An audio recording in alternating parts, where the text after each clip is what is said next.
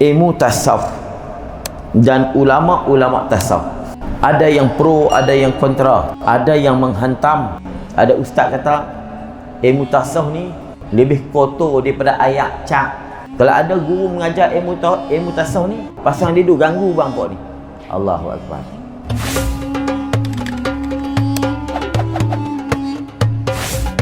Jom sama-sama kami.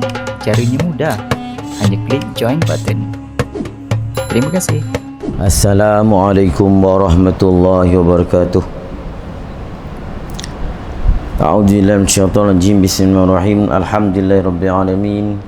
Wassalatu wassalamu ala asyrafil anbiya'i wal mursalin wa ala alihi wa sahbihi ajma'in. Subhanaka la ilma lana illa ma 'allamtana innaka antal alimul hakim.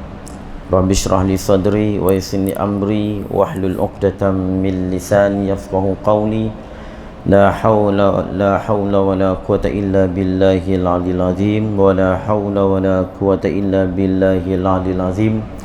Wa la hawla wa la quwwata illa billahil 'aliyyil 'azim. Alhamdulillah, syukur kepada Allah Subhanahu wa taala. Dengan pilihan daripada Allah SWT, kita dapat bertemu pada malam ini. Pertama kali, sebelum itu saya ucap terima kasih kepada pihak masjid kerana sudi menjemput saya datang memberi tausiah, yang mana sebelum saya datang dah sekali mengenai sifat kalam.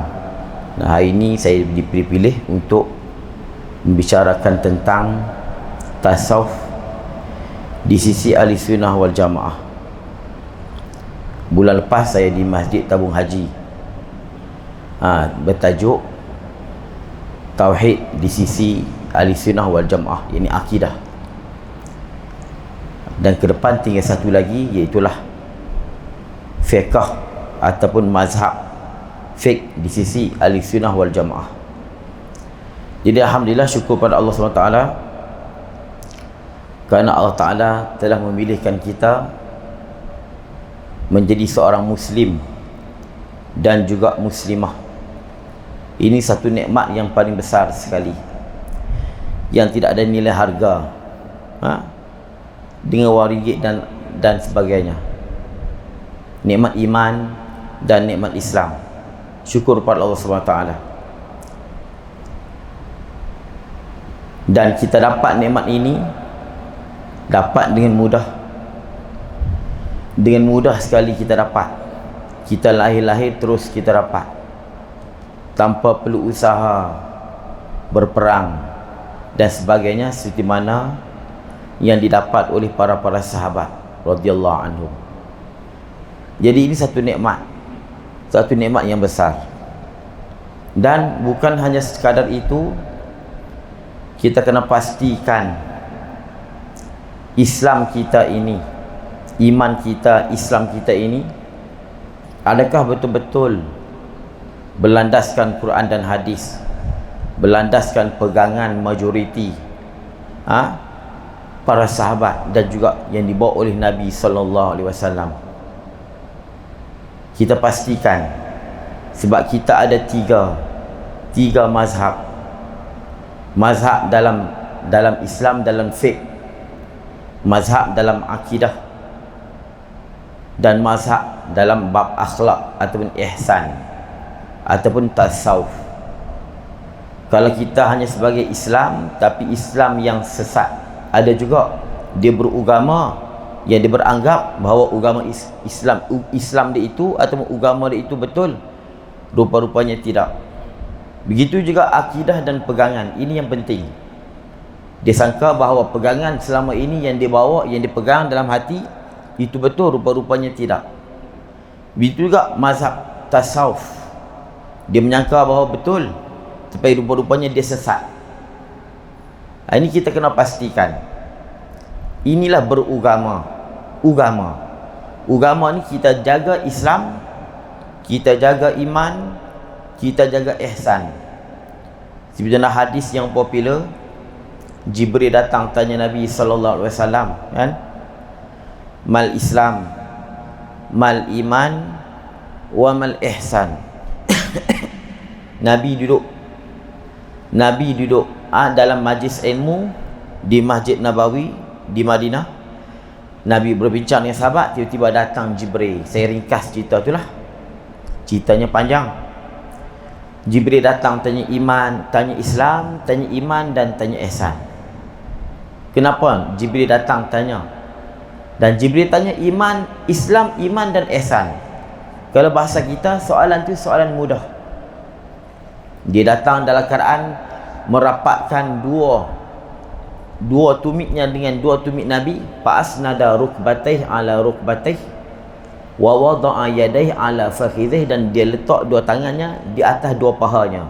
Kata ulama, dia letak dua tangannya di atas dua paha Nabi. Dia letak dua tangan di atas dua paha Nabi. Kata ulama nak beritahu, kata ini betapa pentingnya soalan yang bakal ia kemukakan. Betapa pentingnya soalan ini. Tapi ketika tu sahabat tak tahu lagi, kata itu Jibril. Dia datang dengan berupa seorang lelaki yang tampan, wangi, baju putih, rambut hitam. Tapi akhirnya bila dah selesai majlis itu, kata si ulama 3 hari juga. 3 hari. Nabi tanya sahabat Sayyidina Umar, hadis ini Sayyidina Umar yang riwayat. Hei Umar, kamu tahu tak siapa itu? Siapakah lelaki yang tanya itu? Allah wa rasuluhu a'lam. Kata Sayyidina Umar, Allah dan Rasulnya hanya yang lebih tahu. Rasulullah kata, itulah Jibril. Atakum yu'allimukum dinakum. Dia datang kepada kamu, dia nak ajar agama kamu. Dia nak ajar agama. Bukan pada masa itu sahabat tidak beragama. Dan bukan pada masa itu sahabat tidak mengenal apa itu Islam dan iman dan ihsan. Tetapi Jibril datang tanya, nak beritahu kata inilah soalan yang penting dan ini yang perlu kita kena dalami dan fahami dan kena utamakan dalam kita ni beragama, mutadayyin, beragama. Kita ni beragama ni memang beragama Islam, tapi bila kita datang ke masjid, kita belajar ilmu agama, kita patuh perintah Allah, itu dipanggil mutadayyin. Mutadayyin orang yang kuat agama. Beragama ni bukan makna beragama Islam tu memang dah. Orang yang kuat agamanya mutadayyin. Jadi bila Jibril datang tanya 3 soalan ni, sedangkan sahabat pun tahu tentang iman Islam ini, nak beritahu kata betapa pentingnya kita kena ambil berat dan betul-betul teliti dan fahami terhadap Islam, iman dan ihsan. Kalau saya nak cerita tentang Islam jadi panjang, tentang iman, tauhid lagi panjang. Malam ni saya nak pilih ihsan sebab saya pun dah ada satu slot di sini saya sebut tentang kalam, dan juga saya ada kuliah lebih kurang setahun lepas dah habis dah khatam kitab tauhid, dan saya pilih nak sentuh tentang ilmu tasawuf, tentang tasawuf. Tasawuf apakah yang perlu kita pegang berdasarkan metod dan manhaj daripada mazhab mana? Ini sebagaimana kita telah maklum, kalau Islam ibarat kepada fiqh. Ibarat kepada fiqh. Jibril tanya tentang Islam itu kamu mengucap, kamu sembahyang, zakat, haji, puasa, itu isyarat kepada ilmu fiqh. Itu mazhab fiqh. Kita telah maklum mazhab fiqh ialah mazhab yang 4. Yang mana kita memilih sesuai dengan kita di tempat kita dan di Asia ini ialah dengan mazhab Syafi'i. Selain mazhab Malik, selain daripada mazhab Hambali dan mazhab Malik, kita memilih mazhab Syafi'i. Ini 4 mazhab yang muktabar. Inilah mazhab fiqh di sisi Ahlussunnah wal Jamaah. Ini belum lagi saya cerita, ni di bulan depan kalau ada tempat lain.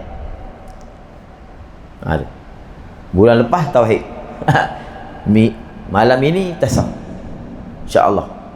Begitu juga tauhid. Di dalam fiqh pun kalau kita tak berpegang mana-mana mazhab, rosak sistem, sehingga sistem dalam negara kita ini wasat. Kita tak tahu siapa yang nak jadi imam, sebab masing-masing tidak ada mazhab. Walaupun mazhab lain, walaupun mazhab yang muktabar, imam mazhab Hanafi, mazhab Maliki, mazhab Hanbali, kita mazhab Syafi'i, tak sesuai. Jadi diselaraskan. Jadi mana alhamdulillah kita ni beramal dengan mazhab Syafi'i, di samping kita tidak menolak mazhab lain, mazhab yang muktabar yang 3 tadi. Sebab kalau kita guna 4 mazhab tanpa tentu mana-mana, berkelahi dalam masjid ni. Saya duduk di Syria. Di Syria ni ada mazhab Hanbali, ada mazhab Hanafi, ada mazhab Syafi'i. Yang banyak Syafi'i lah. Bila ada mazhab yang lain datang semayang, ada yang lepas semayang dia tampar tu imam. Sebab bukan mazhab dia. Arab biasa lah tuan-tuan. Arab ni dia tak selindung lah. Dia nak tampar, dia tampar. Lepas tu dia menyesal lah. Dia tampar dulu, taubat kemudian.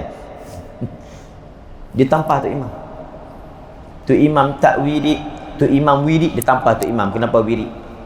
Dia mazhab Hanbali. Kadang-kadang dia bukan mazhab Hanbali, dia tak ada mazhab.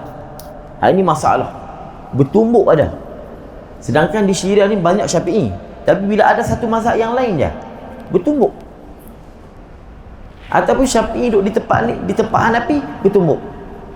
Lepas tu kita alhamdulillah, betul guru saya Syekh Wabah Zuhaili, saya pernah belajar dengan dia. Syekh Wabah Zuhaili yang mengarang kitab fiqh Islami. Dia kata saya seronok bila saya datang Malaysia, dia tengok orang Malaysia semayang, Masya Allah tertib, Masya Allah. Satu mazhab, dia kata comel. Tahiyat pertama masing-masing macam ni, tahiyat akhir masing-masing macam ni, dia kata. Cantik. Dia kata, tak macam kamu. Dia sebut begitu. Saya duduk belajar sambil Arab. Tak macam kamu, dia kata. Kan cuba kita tengok di Arab Saudi, tak apalah, dah campur dah. Tak apalah. Kalau kita tengok di negara Arab, kita tengok macam mana Arab semayang. Macam-macam mazhab. Macam kita tengok di Makkah, begitu jugalah, macam-macam mazhab. Tapi di Malaysia alhamdulillah selaras semua. Mazhab Syafi'i pula kebetulan pula dia mazhab yang pertengahan. Dia meraih mazhab-mazhab yang lain. Kalau dia tak kata wajib, dia kata sunat. Al-khuruj minal khilaf mustahab. Itu kaedah dia. Dia tengok mazhab ni kata wajib, dia tak wajib, dia kata sunat, agar kita meraih mazhab itu. Itu Syafi'i. Panjang ceritanya, kalau cerita Syafi'i ni satu malam ni. Begitulah mazhab tauhid akidah. Telah maklum ialah Abu Hasan Asy'ari dan Abu Mansur Maturidi.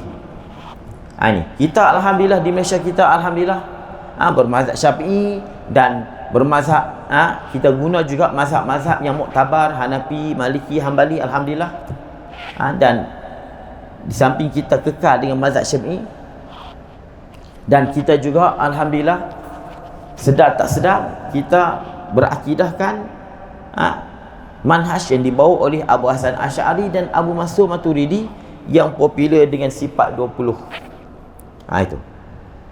Kalau tanpa dua imam ini, mungkin kita Mu'tazilah, mungkin kita Jabariyah, mungkin kita Mujassimah, mungkin kita macam-macam mazhab. Mazhab akidah. Mazhab akidah ni kan nak cerita pun mungkin 10 hari. Kemudian ini tasawuf. Tasawuf ni jarang kita bincang. Banyakkan kita bincang tentang fiqh, mazhab fiqh dan mazhab akidah. Ini mazhab ihsan. Jibril tanya Islam, iman, ihsan. Islam isyarat kepada fiqh, iman isyarat kepada tauhid, ihsan isyarat kepada tasawuf, ilmu akhlak.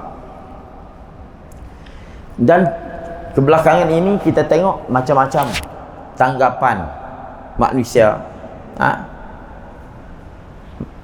tentang terhadap ilmu tasawuf dan ulama-ulama tasawuf. Itu ada yang pro, ada yang kontra, ada yang menghentam ilmu tasawuf. Kalau kami di Pulau Pinang, saya di Pulau Pinang, ada ustaz kata ilmu tasawuf ni lebih kotor daripada ayat cap. Tahu ayat cak? Dia belah-belah ni payah nak jumpa ayat cak. Kan kita basuh-basuh pinggan air yang duk bertakung tu, ayat cak dia panggil. Lebih teruk, lebih kotor daripada ayat cak. Ayat tu air lah. Tu di Pulau Pinang. Ilmu tasawuf lebih kotor daripada air cak. Kalau ada guru mengajar ilmu tasawuf ni, pasang radio pun tak apa. Pasang radio ganggu bangkok ni. Allahu Akbar. Dan ada juga golongan yang menghentam ulama-ulama tasawuf. Menghentam Ibnu Arabi, menghentam ulama-ulama yang mereka ni betul-betul sampai yang duduk maqam yang darajat yang tinggi, yang tak sepadan dengan kita, lalu dituhmah dengan bermacam-macam, dengan kafir dan sebagainya. Dan ada juga golongan yang keterlaluan dalam tasawuf. Mana? Terlalu tasawuf. Sedangkan tasawuf ni dia ada tahap-tahap dia. Dia ada tahap-tahap dia. Awam, khawasul khawas. Itu secara umum. Dia ada nafsu,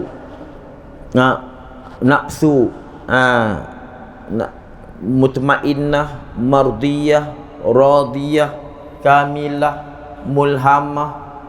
Tu. Dia ada tahap-tahap dia. Dia tak semacam. Dan campakkan yang Allah Ta'ala beri dia tak sama. Jadi sebab tu kita lihat macam-macam dalam tasawuf ni. Jadi kita ni cuba tiru. Baju saya tidak hentam sebelah saja yang menentang tasawuf, dan yang tasawuf keterlaluan pun kita menentang. Bukan kita menentang tasawuf keterlaluan dengan sebab dia belum sampai maqam.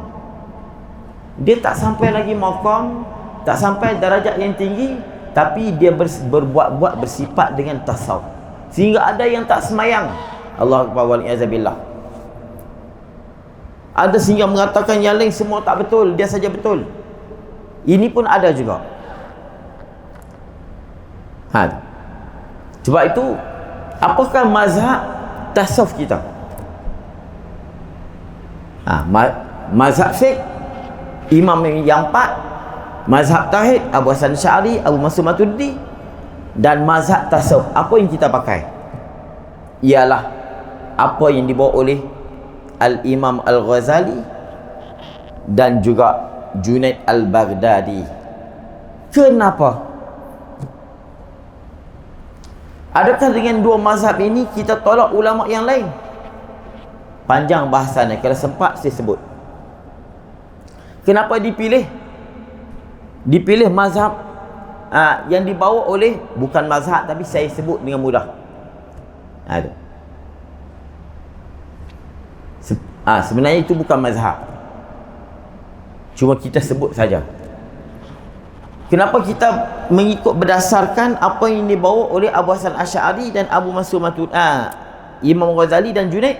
Kerana dua tokoh ini, mereka ini agak maknanya pertengahan, bawakan mereka pertengahan, sesuai dengan kita. Pertengahan, tidak terlalu rendah, tidak terlalu tinggi, tidak hulu. Hulu ni keterlaluan. Dakwa mendakwa yang sedangkan dia belum sampai, sedangkan dia tidak duduk di maqam itu, di tempat itu. Ini banyak berlaku di kita. Dia mengajar, Masya Allah, mengajar hakikat, sedangkan dia tidak sampai, dan yang mendengar pun tak sampai, lagi tidak sampai. Sedangkan dia tak sampai, apatah lagi muridnya. Tapi dia bawa ilmu ini, kadang-kadang menyebabkan anak murid tersasar, sesat, sehingga menuduh guru-guru yang lain salah dan sebagainya. Ini pun satu masalah juga. Sebab tu kalau kita ikut cara yang dibawa oleh Imam Junaid Al-Baghdadi dan Imam Ghazali, dipanggil berkonsepkan wasatiyah, wasatiyah, pertengahan.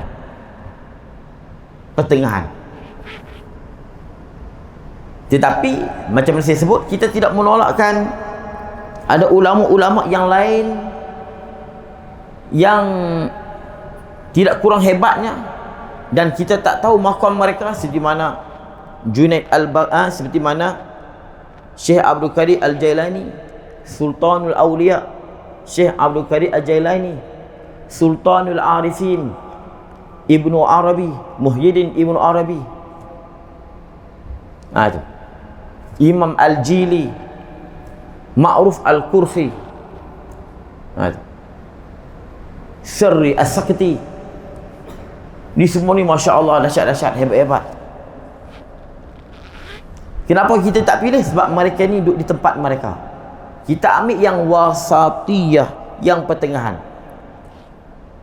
Tapi bukan bermakna Imam Ghazali dan Junaid Al-Baghdadi ni mereka tak sampai tahap itu. Tidak. Tak sampai tahap Ibnu Arabi. Masing-masing maqam kita tak tahu. Allah Ta'ala beri lain-lain macam. Allah Ta'ala beri macam-macam rasa. Ilmu tasawuf ni ilmu rasa. Masing-masing rasa. Sebab itulah Junaid sendiri yang digelarkan Sayyidu At-Taifah, tu atau penghulu orang tasawuf. Kalau kita kata saya nak ikut Junaid tak semacam Ibnu Arabi, kita tak tahu lagu mana kehidupan Junaid Al-Baghdadi. Masya Allah, dan kita sebut 40 tahun tak tidur. 40 tahun tak tidur.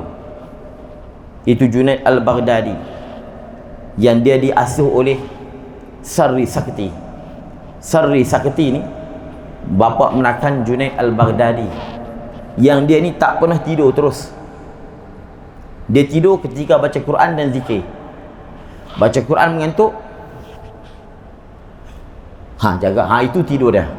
Dia tak pernah tidur di atas bantal. Junaid 40 tahun tak tidur. Syarri Sakti tak pernah tidur. Dia tidur ketika berzikir, la ilaha illallah, la ilaha illallah, la ilaha. Itu tidur dia. Kalau kita nak tiru Junaid bukan sebarang. Bukan kita kata dia ni ringan, tidak. Begitu juga Imam Al-Ghazali. Jangan kita hanya tengok di Minhajul Abidinnya, di kitab-kitab dia yang biasa-biasa. Ada lagi Ihya Ulumuddin. Dia sendiri mengiktiraf ilmu mukasyafah, ilmu muamalah, ilmu mukasyafah. Dia menyebut, dan dia juga menyebut nama Al-Hallash, berdalilkan nama Al-Hallash. Al-Hallash ni dihukum dengan kafir. Kalau Al-Hallash sesat, Imam Ghazali tidak akan menyebut, tidak akan menukil nama Abu Mansur Al-Hallash dan kitab Ihya Ulumuddin. Tetapi Junaid dan Imam Al-Ghazali sini menyokong ketika Hallash dibunuh. Hallash dibunuh. Masyhur anak Al-Haq. Ma fi jubbati illallah, tidak ada baju melainkan Allah. Dia ni orang yang dia karam. Hallash ni kalau 10 juta ada seorang macam dia. 10 juta, bukan 1 juta. 10 juta. Mungkin ada satu orang. Dia ni terlalu rindu dengan Allah sampai digila dengan Allah. Bukan gila dengan manusia, bukan gila dengan aksiden, bukan gila dengan sebab sakit, gila dengan sebab Allah.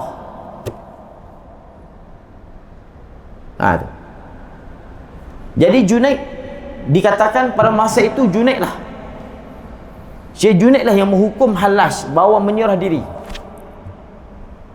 Bila Al-Hallash dia mabuk dengan Allah, dia hanya nampak semuanya Allah. Fa'ina ma tuwallu fasamma wajhullah. Siapa kata Allah? Di mana kau paling, di situ Allah. Di duduk makam tu Allah. Allah, siapa kamu? Aku Allah. Dia gila. Dia tak sedar diri dia.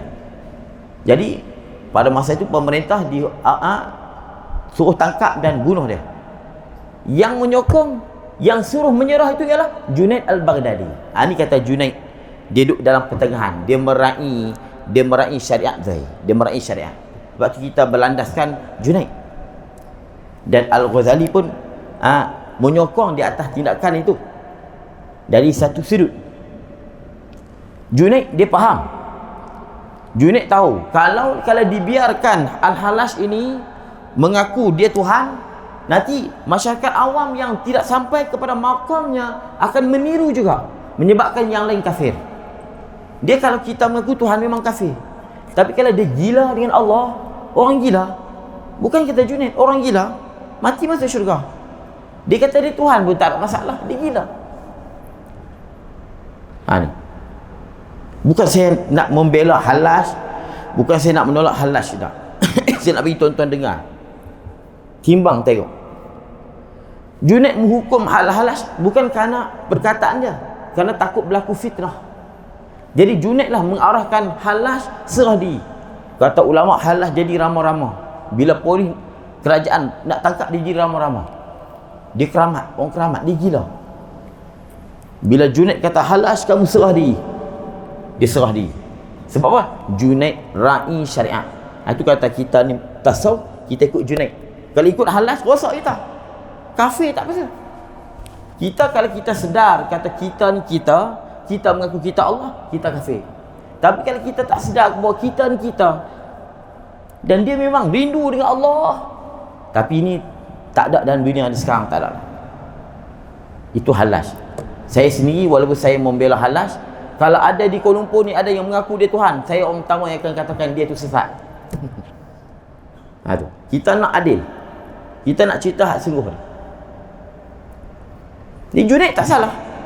Sebab Junaid nampak kalau dibebaskan al-halas, dia mengaku dia Tuhan, masyarakat akan tiru perkataannya, menyebabkan masyarakat kafir. Lepas tu Junaid ambil tindakan. Dari sudut tu. Di sudut lain Junaid tak menentang. Tapi apa kata Syekh Abdul Qadir Al-Jailani? Syekh Abdul Qadir Al-Jailani, Sultanul Awliya, dia kata apa?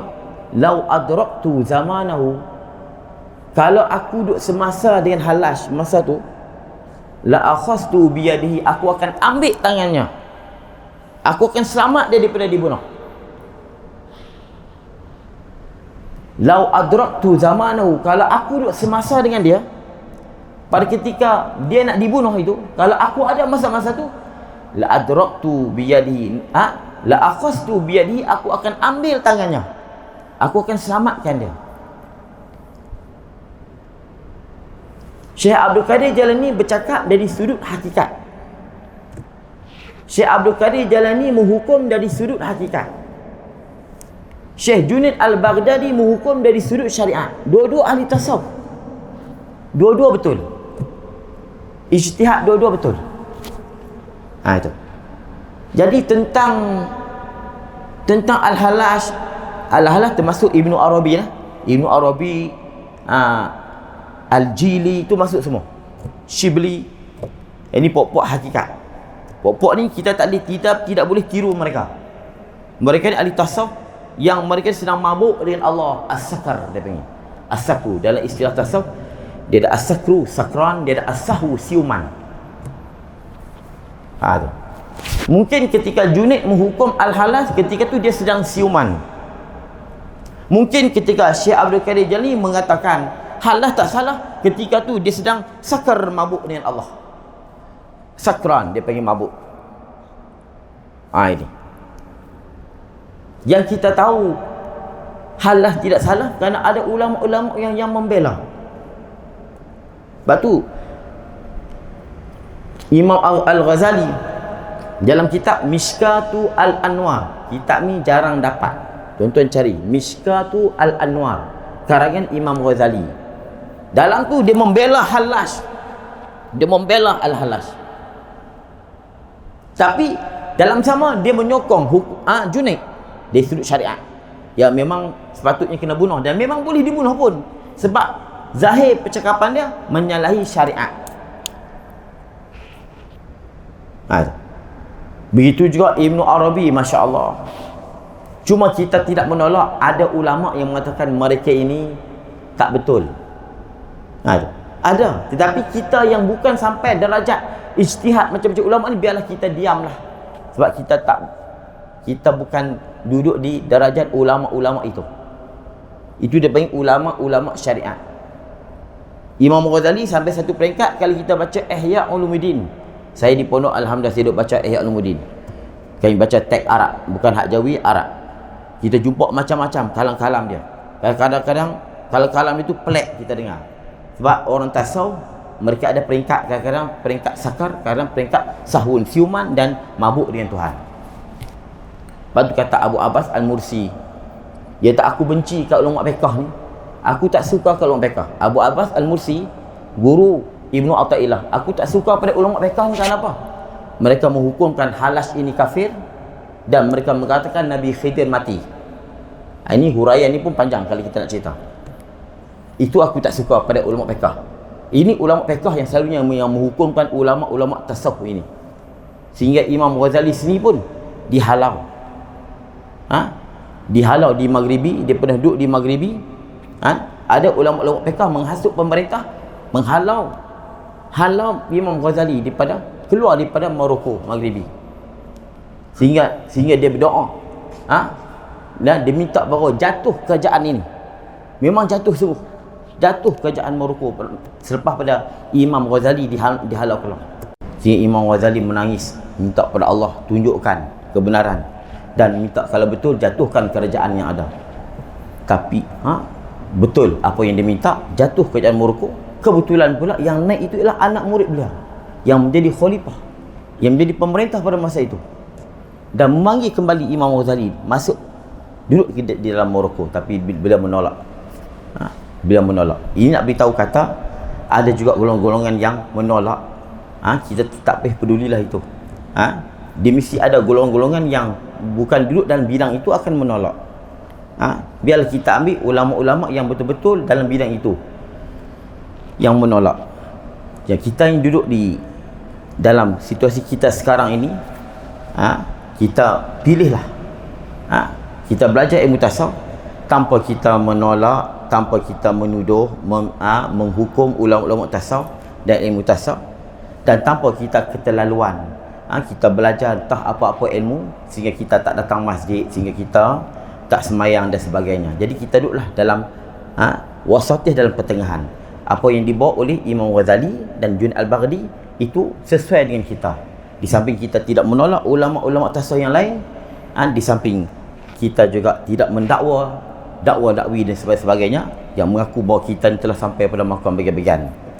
Jadi akhirnya saya nak sebutkan perkataan Imam Malik, man tasawwafa bila tafakuhin faqad tazandaqa. Siapa-siapa yang belajar tasawuf tanpa belajar fiqh, maka dia zindik. Tu zuhir dia lain, dalam dia lain. Tu wa man tafaqaha bila tasawufin faqad tafasaqa. Siapa-siapa yang belajar fiqh tak belajar tasawuf, dia fasik, dia tidak boleh lari daripada dosa.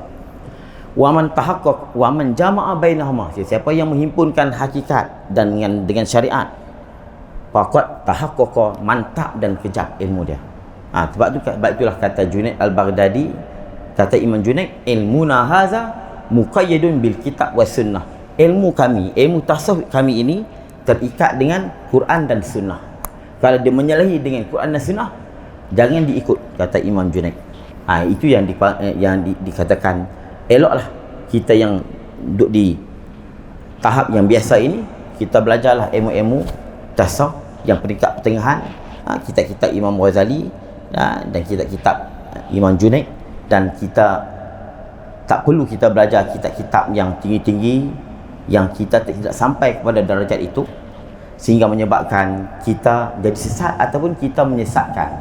Lepas tu kata ulama, kita jangan belajar kitab Ibn Arabi. Kalau kita belajar kitab Ibn Arabi, dua saja. Adakala kita sesat, adakala kita menyesatkan dia.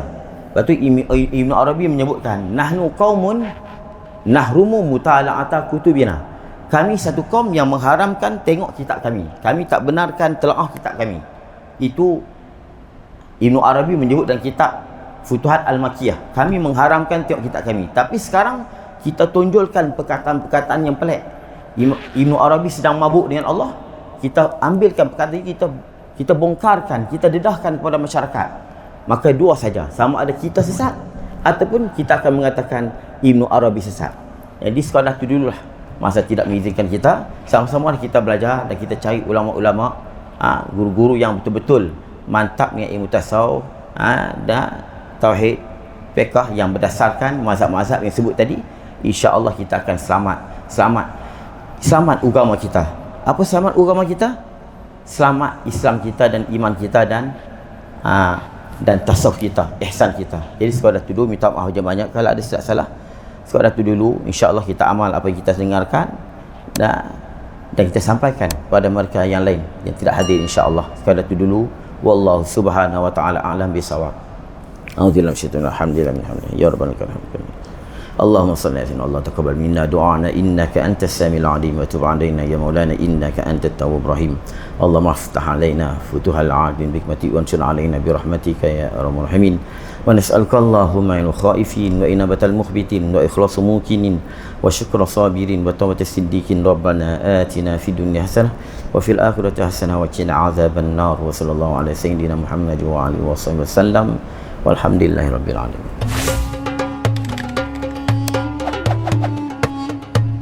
Makcik-makcik yang mengidap penyakit kulit, air hujan ubat, bersih badan tu. Ini tidak, air hujan lari, demam. Demam bukan salah hujan, salah asid dalam badan awak yang terlalu banyak penyakit. Tanda ada penyakit, bila kena hujan, demam, itu tanda penyakit. Kita budak-budak dulu main hujan, mana ada demam?